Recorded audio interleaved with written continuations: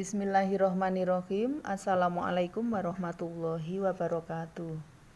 Gimana kabarnya anak-anak? Mudah-mudahan selalu dalam lindungan Allah Subhanahu wa taala dan selalu dalam keadaan sehat walafiat. Baik, pada hari ini Selasa, tanggal 21 Juli 2020, saya akan menyampaikan pelajaran Al-Qur'an Hadis. Untuk itu silahkan dibuka modulnya. Kita mulai dari bab pertama tentang Al-Qur'an Kitabku.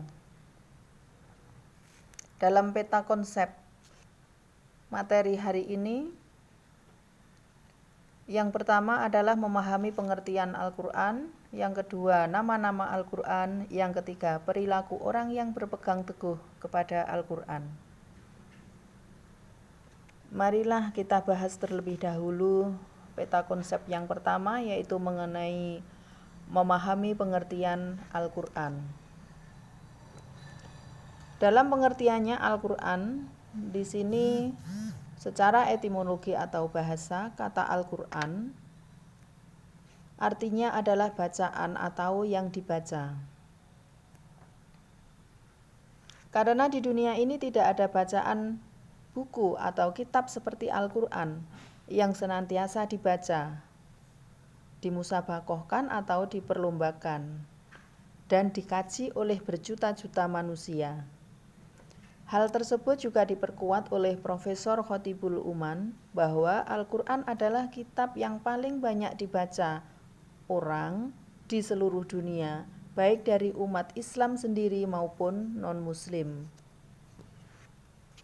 Nah, mengenai kata Al-Qur'an dan maknanya, ada ulama yang berpendapat lain. Di antaranya yang pertama adalah Imam Syafi'i, kemudian yang kedua Imam Al-Faroq, yang ketiga Al-Asy'ari, yang keempat Aj-Jujaj. Bagaimana pendapat para ulama tersebut? Ulama Imam Syafi'i berpendapat bahwasanya Al-Qur'an merupakan nama yang secara khusus diberikan oleh Allah untuk kitab suci yang diturunkan kepada Nabi Muhammad SAW, sebagaimana halnya kata Injil dan Taurat yang juga khusus nama yang dipergunakan sebagai nama kitabullah yang masing-masing diturunkan kepada Nabi Isa alaihi salam dan Nabi Musa alaihi salam. Pendapat Imam Al-Faroq, Al-Qur'an adalah petunjuk atau indikator. Alasan pendapat ini adalah karena pada kenyataannya sebagian ayat-ayat Al-Qur'an itu satu dengan yang lainnya berfungsi sebagai qarinah atau petunjuk indikator terhadap yang dimaksud oleh ayat lain. Hal ini juga serupa atau dengan kata lain, ayat-ayat Al-Qur'an satu dengan yang lain saling memberikan petunjuk. Ulama berikutnya Al-Asy'ari, tokoh aliran Sunni, berpendapat bahwa kata Al-Qur'an artinya menggabungkan.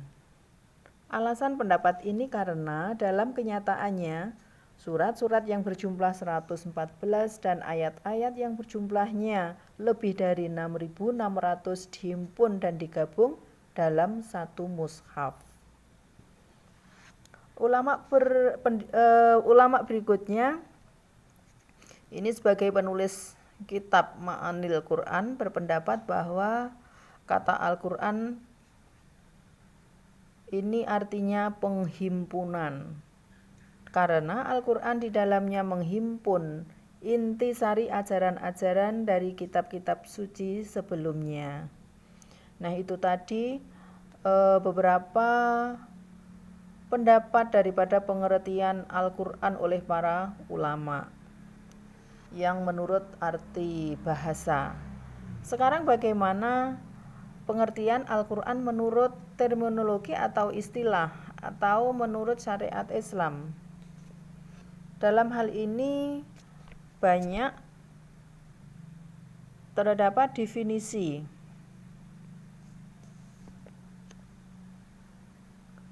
Sekarang mari kita amati dan teliti beberapa definisi yang telah dikemukakan oleh para ulama-ulama di bawah ini, bahwasanya pengertian Al-Quran menurut arti istilah atau arti terminologi.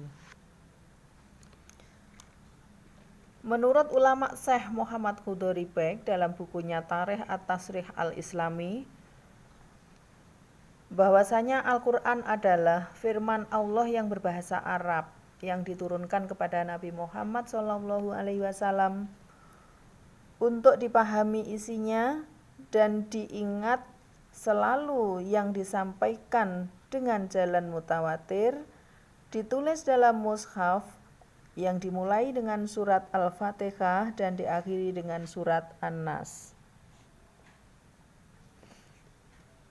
Dalam definisi tersebut ada beberapa sifat dan unsur Al-Quran yang dikemukakan.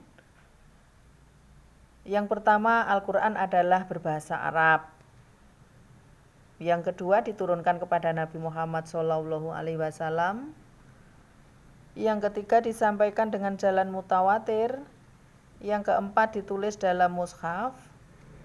Yang kelima, dimulai dengan surat Al-Fatihah dan diakhiri dengan surat An-Nas.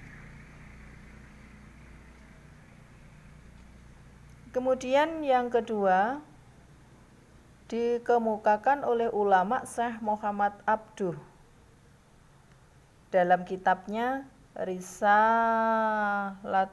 Tauhid, bahwasanya Alkitab atau Al-Quran ialah bacaan yang telah ditulis dalam mushaf-mushaf yang terjaga dalam hafalan-hafalan umat Islam. Yang diungkapkan pada definisi ini adalah yang pertama, Al-Quran merupakan bacaan, yang kedua tertulis dalam mushaf-mushaf, yang ketiga terjaga dalam hafalan-hafalan umat Islam. Berikut menurut ulama dalam rumusan Dr. Sobi As-Soleh, Al-Quran adalah kitab Allah sebagai mukjizat yang diturunkan kepada Nabi Muhammad SAW yang termaktub dalam mushaf yang disampaikan dengan jalan mutawatir yang bernilai ibadah dalam membacanya. Unsur-unsur yang ditonjolkan dalam definisi tersebut adalah yang pertama, Al-Quran adalah kalamullah, kalam Allah yang mengandung kemukjizatan. Yang kedua, diturunkan kepada Nabi Muhammad SAW. Yang ketiga, ditulis dalam mushaf. Yang keempat, disampaikan dengan jalan mutawatir. Yang kelima, bernilai ibadah dalam membacanya. Kemudian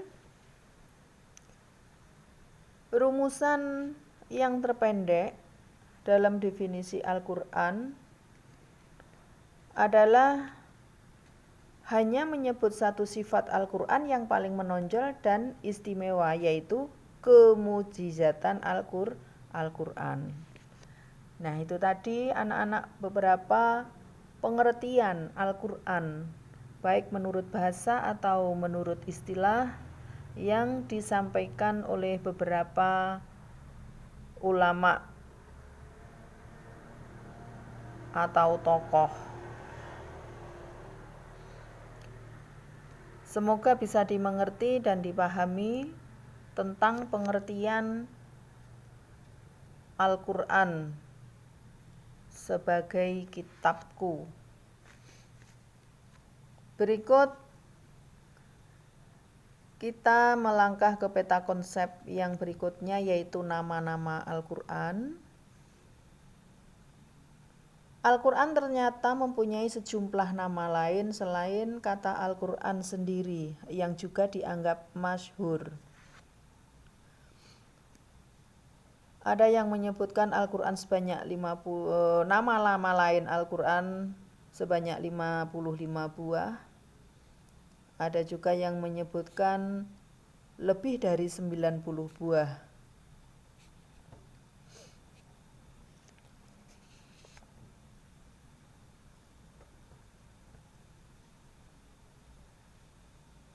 Kemudian nama-nama lain Al-Quran itu sendiri yang pertama adalah Al-Quran. Kemudian yang kedua ada Al-Furqan, Al-Kitab, Az-Zikri. Itu beberapa contoh dari nama lain Al-Quran.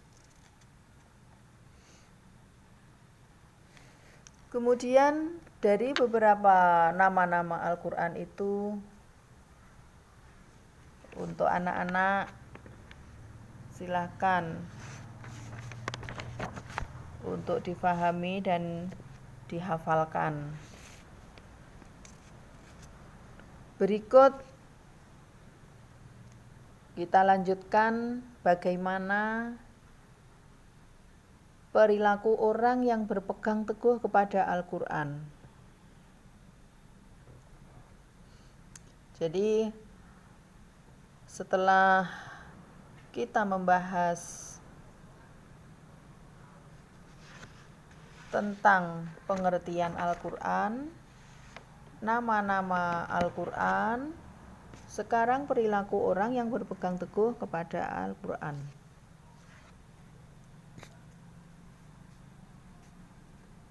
Al-Quran merupakan sumber ajaran Islam yang pertama dan utama. Setiap muslim berkewajiban untuk berpegang teguh kepada hukum-hukum yang terdapat di dalamnya agar menjadi manusia yang taat kepada Allah Subhanahu wa Ta'ala. Al-Quran juga merupakan kitab petunjuk, bukan kitab bacaan. Membacanya adalah ibadah. Satu huruf dalam Al-Quran diganjar 10 kebaikan, sebagaimana kata alif lam mim, maka diganjar 30 kebaikan. Namun itu bukanlah yang utama. Bukan itu tujuan Al-Quran diturunkan kepada manusia. Tapi yang lebih penting, Al-Quran adalah kitab petunjuk. Petunjuk dalam menjalani kehidupan. Petunjuk dari mulai alam ini diciptakan. Petunjuk awal mula manusia. Petunjuk penciptaan manusia. Kehidupan manusia dari dalam kandungan sampai ia meninggal. Bahkan petunjuk mengenai hari akhir, hari berbangkit, surga, neraka, dan sebagainya. Al-Quran memuat berbagai pedoman dasar bagi kehidupan umat manusia. Kita sebagai seorang muslim harus meyakini tuntunan yang berkaitan dengan keimanan atau akidah, yaitu ketetapan yang berkaitan dengan iman kepada Allah Subhanahu wa Ta'ala, kepada malaikat-malaikat, kepada kitab-kitab, kepada rasul-rasul, kepada hari akhir, serta kepada qada dan qadar. Sebagaimana seseorang yang berpegang teguh kepada Al-Quran, kita harus memiliki budi pekerti yang luhur, karena Al-Quran berisikan tuntunan yang berkaitan dengan akhlak, yaitu ajaran agar orang muslim memiliki budi pekerti yang baik serta etika kehidupan. Sebagai seorang yang berpegang teguh kepada Al-Quran, kita harus melaksanakan ibadah karena Al-Quran berisikan tuntunan yang berkaitan dengan ibadah, yakni ibadah sholat, ibadah puasa, ibadah zakat, dan ibadah haji. Sebagai seorang yang berpegang teguh kepada Al-Quran, kita harus bergaul dengan sesama dengan baik, sebab Al-Quran berisi tuntunan yang berkaitan dengan amal perbuatan manusia dalam masyarakat. Nah, itulah anak-anak beberapa perilaku orang yang berpegang teguh kepada Al-Quran. Nah, dari pembahasan materi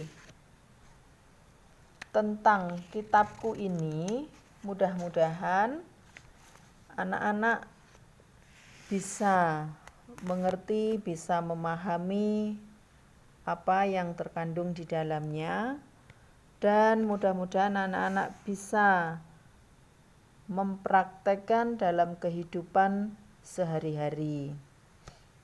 Nah, saya kira itu apa yang bisa saya sampaikan.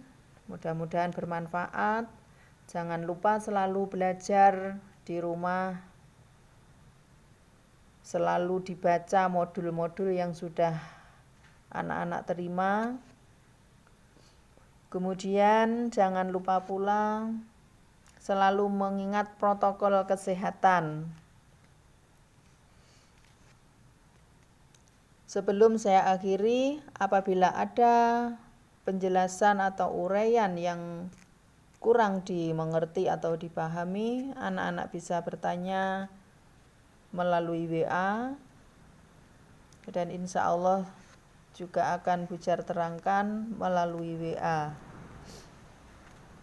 Demikian anak-anak, mudah-mudahan bermanfaat. Billahi taufik wal hidayah. Wassalamualaikum warahmatullahi wabarakatuh.